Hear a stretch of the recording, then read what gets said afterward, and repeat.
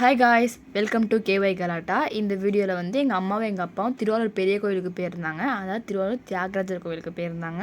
அங்கே உள்ள சிறப்பான விஷயங்கள், சிறப்பான இடங்கள் தான் வந்து உங்கள்கிட்ட காமிக்க போகிறோம். சரி வாங்க வீடியோக்குள்ளே போகலாம். வீடியோக்குள்ளே போகிறதுக்கு முன்னாடி லைக், ஷேர், கமெண்ட், முக்கியமாக சப்ஸ்கிரைப் பண்ணிவிடுங்க. இங்கே திருவாரூரில் பார்த்தீங்க அப்படின்னா மொத்தம் 365 சிவலிங்கங்கள் இருக்குது. அதாவது ஒவ்வொரு நாள் ஒவ்வொரு சிவலிங்கங்கள் அப்படின்னு வச்சுருக்காங்க.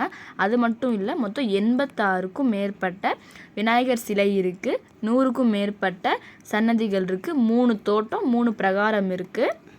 அப்புறம் பார்த்திங்கன்னா 9 ராஜகோபுரம் இருக்குது, 80 விமானம் இருக்குது, 24 உட்கோபிகள் இருக்குது. இந்த கோவில் எவ்வளோ பெருசாக இருக்கோ அதே மாதிரி அதுக்கு முன்புறத்தில் உள்ள அந்த தெப்பக்குளமும் அதே அளவில் இருக்கும்.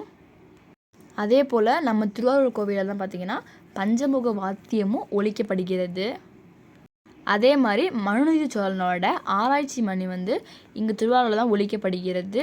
அந்த காட்சியுமே வந்து இங்கே தத்துவமாக செதுக்கப்பட்டிருக்கு. இதெல்லாம் விட உலகிலே மிகப்பெரிய ஆழித்தேர் வந்து இங்கே திருவாரூரில் தான் இருக்குது.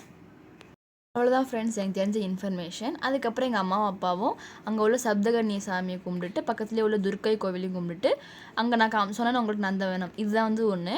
இப்போ எங்கள் அப்பா நின்று சாமி கும்பிட்டாங்களே அதுதான் வந்து அந்த வில்வ மரம். இது பக்கத்துலேயே பார்த்திங்கன்னா அண்ணாமலையார் இருப்பாங்க. அங்கே உள்ள படிலாம் ரொம்ப சின்ன சின்னதாக இருக்கும். அவ்வளோதான் ஃப்ரெண்ட்ஸ். அப்புறம் எங்கள் அம்மாவும் எங்கள் அப்பாவும் சாமி கும்பிட்டுட்டு வெளில வந்துட்டாங்க.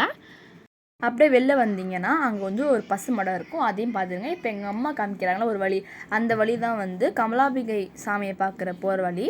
அவ்வளோதான் ஃப்ரெண்ட்ஸ், வீடியோ முடிஞ்சிச்சு. தேங்க்யூ, டாடா, பாபாய்.